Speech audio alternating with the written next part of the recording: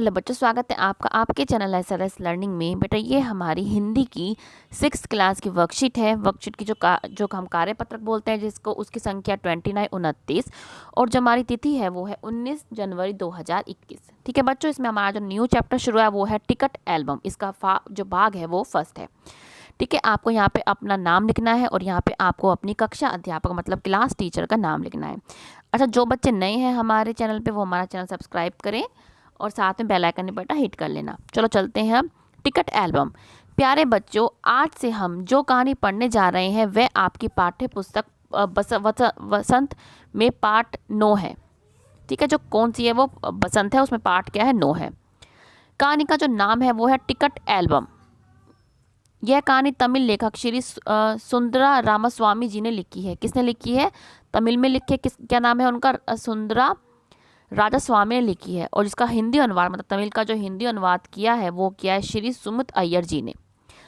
जैसे आपके कुछ शौक हैं उसी प्रकार नागा राजन और राज अप्पा के भी कुछ शौक हैं। आइए कहानी को पढ़कर जाने कि उनके बारे में क्या क्या शौक हैं। अब हम कहानी पढ़ते हैं। ये कौन है? ये श्री सुंदरा राजा स्वामी है, जो तमिल में इन्होंने जो है टिकट एल्बम लिखी है। Ticket album. अब राजप्पा को कोई नहीं पूछता।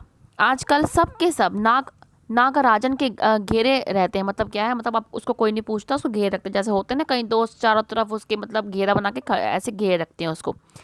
नागराजन घमंडी हो गया है।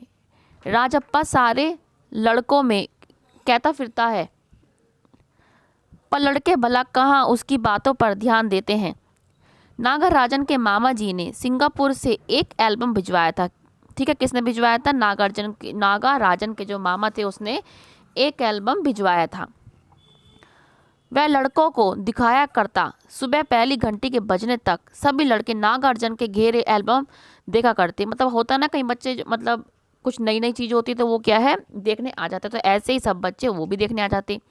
आधी छुट्टी के वक्त भी उसके पास लड़कों का जमघट लगा रहता। जमघट माने मतलब बहुत सारे लोग जो कहते हैं ना, मतलब खड़े रहते, उस तरीके से जमघट बच्चों का लगा रहता।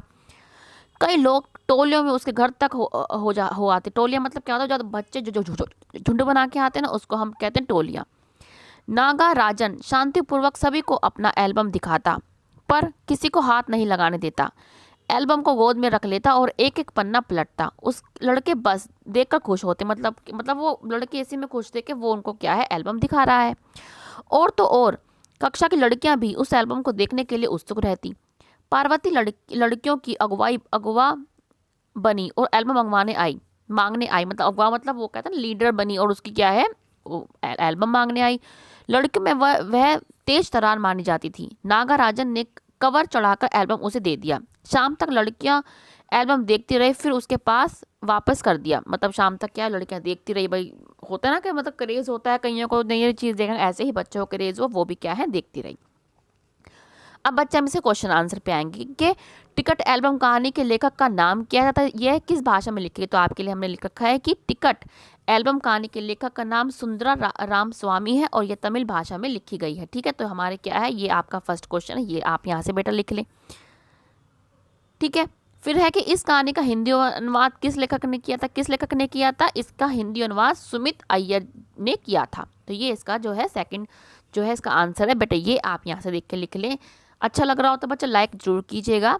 थर्ड क्वेश्चन है कि नागाराजन एल्बम को कक्षा में ले जाता है। ऐसी कौन कौन सी वस्तुएं हैं जिन्हें आप भी क्या कक्षा में ले जाते हैं? होता है ना कई बार बच्चों की नई ज्योमेट्री आती है, कोई पेन आता है, वो भी क्या अपने दोस्तों को दिखाने के लिए ले जाता है। ठीक है, तो हमने लिखा है कि मैं कक्षा में अपनी बचपन की फोटो एल्बम और नए नए उपहार जो मेरी दादी ने दिए वो दिखाने के लिए जाता हूँ। आप अपने पास से भी लिख सकते हैं कि ज्योमेट्री बॉक्स या कोई पेन मिलता है, ठीक है, उन्हें कोई कुछ भी मिलता तो वो बच्चों में क्रेज होता है तो वो अपनी चीज़ों को दिखाने के लिए ले जाते हैं।